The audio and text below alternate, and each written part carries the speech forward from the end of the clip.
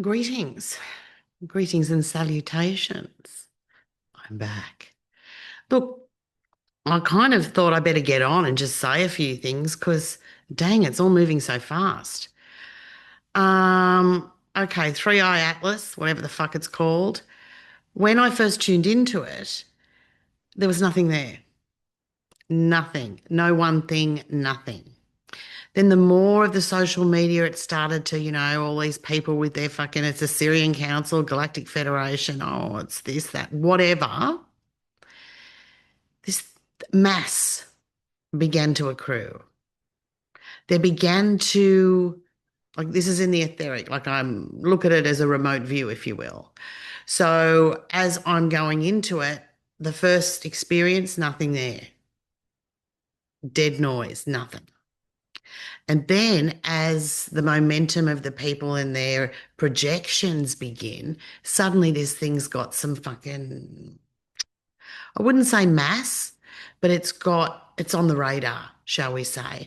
It's like the hologram is being fed. I cannot get past bluebeam, people. Just be open and aware. I think this is a grab. I think they know shit's hitting the fan, so they're throwing it all at us very quickly and very um, intensely. Again, like when were we talking about digital ID? Like we weren't talking about it in January. It's like suddenly it's this urgency and this thing, and it's like really being ramped up. So, yeah, well, speaking of that, I don't really know what I'm going to do or how it's going to fly because, like, frankly, right now, this stupid iPhone's got my fucking facial recognition. They've got my license online with my face on it. It's like, okay, well, what hill am I going to die on? This is a pretty good one for sure. That hill I'm going to die on was for you, Lindsay. But like, I mean, I just don't know what I'm going to do. That being said, if you don't see me much on the socials, go to Sekhmet-Speaks.com. That's my blog. I'm just going to go hard there. I mean, gosh, uncensored. We'll see about that. Anyway, yeah, if I'm not around, that's what I'm doing. How's that? Um, okay, so I'm just, no, man, go off that way. Very good. So I want to talk about a couple of things that are happening in writing and, all that fucking thing. All right. So I've got a few notes. Well, because I have these moments where it's like, yeah, I want to share that. And then I forget, or it's like it moves on to another thing and expands. And so trying to keep up with myself. All right. So first one, Shumman dunzo. Yeah, we've spoken about that. 13.13 hertz. Yeah, spiral. Yeah, you know it all. It's all on the pod video thing before. Catch up. So I've been playing with the CERN and the timeline and the whatever the fuck. I've been playing with this, that, and the other without giving it all away. And I'm creating a timeline where when Mu fell from the pleroma, she did not touch inorganic matter and spark life into an inorganic creature, an anomaly that should have died out. However, the Anunnaki imprinted it with its intellect. And so suddenly they had muscle.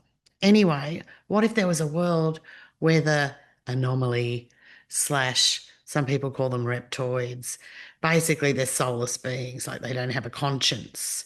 They just have hive mind and determination. Anyway, the Anunnaki muscle, it's not going to be here. How about that? Let's see how that goes for a timeline. I wonder if that would ever pick up and energize far more than 3i fucking Atlas. I mean, Jesus, how gullible are people?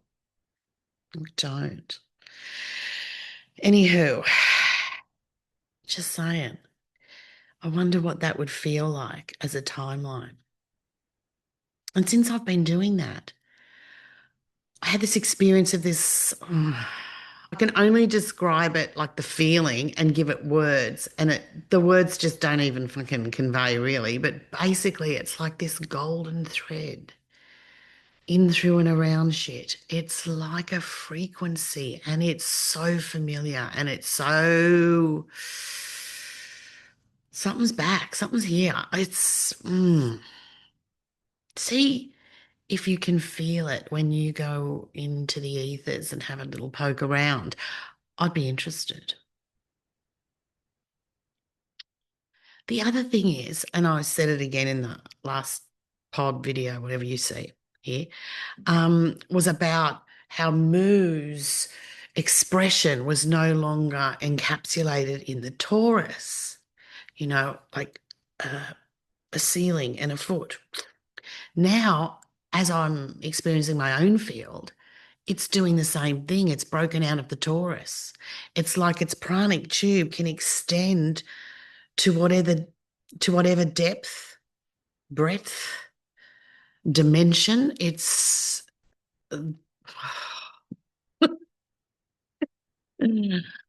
all I can say is yay. Anyway, just have a go yourselves. Those of you particularly who have had dragon and who have had the original spell removed, how does it feel for you now? Or again, people tuning into the consciousness of the earth we live and love on, we call her Moo. I mean, how are you feeling with your own connection with that consciousness, with how she feels etherically, with how she feels in the physical, with how it relates to you? Exotic times. Okay, so just a little more to that 3iatlas thing. So the blue kachina, what is it? The blue kachina prophecy, the blue star kachina prophecy. I first heard about that around Drunvalo and those days and those people. So immediately it's under us. Oops. Look, I know that narrative and artifacts can be inserted. So just keep you in mind in this. Don't outsource your discernment. Just keep it all fucking. So cosmology of the sun and Moo's black sun. So, I've talked about the sun being Ra's soul star. Oh, yeah, cool. Um, we've all we've also got Moo's soul star externalized as the sun. Now, when I experience that in this reality, it's black. It's like a black void. So if you think of the sun that we see in the sky and Moo's black void where you can draw all potentials, blah, blah, blah, right? My experience of what that fusion reaction is Moo and Ramutet, that axis, the Sekhem that's been created. It's her creative juju. And it's like it's been corralled, funneled, if you will, my favourite saying. It's like it's been shaped or corralled to just, it's like, so think of Moo's ignition and that Sekhem, that Ramu Tet and that creative juju. It's like, it's been encapsulated or harnessed into this flame or flare. That's all we get. I think we're used to a lot more. I also think that what's happening with the sunspots and the flares and everything, as that Anunnaki scaffolding is breaking away from the sun and we're no longer reading the energy through that lens or it's not being distorted, whatever you want to say, we're seeing a lot more action from this sun. The other thing is, I think that the sun flares are actually, because of this Ramu, her fusion, the Sekhem, that reaction, I think that's the sunspots, etc., are actually something to do with Mu, her reactive, her changing, and then the sun in tandem working with that. Bit of a fucking mouthful, digest it. I'm writing it out so you can read it and then piece it together as you go, as I am.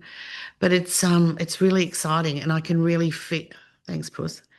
I can really feel change, like fucking change for reals. So yeah, now more than ever, it's time to go within. See, I talk about claim, embody, radiate. I do this experience for you and I give you an instruction because the mind loves a bit of mind candy and it feels like it needs to know and whatever the fuck. And those things are in my books. And the plagiarists love it. And people, oh, the boy, it's not the words, people. It's not even the combination of the words. It's the ignition. It's the ability, it's the ability to ignite and sustain that ignition. That's the difference. That's the authenticity. Because consciousness doesn't need that much instruction. It actually needs ignition. So that's why you come and see me, darling. It's not just about the book. And that's part of what we're moving towards is more experientials of pure ignition. I know. It's going to be cool. So, yeah, just keeping you guys in the loop. So if I'm not around, check out Sekhmet-Speaks and I'll go from there. Yes, I'm still doing the book thing. I've just been a bit busy with this sale. Yes. Very, very exciting things. Um, check out, your own experience of the new terrain, the new timelines, etc. I mean, there's only so much you can say. Really, you've got to do. Maybe it's those who can do and those who can't host a podcast. Fuck, I don't know. Anyway, stay in touch. Stay fucking focused on you because there is going to be some testing times where the only thing you really can trust is that inner knowing, that lightning strike, lock and load alignment. So however you do it, get there and make it a practice that becomes a mastery. All right, pep talk out.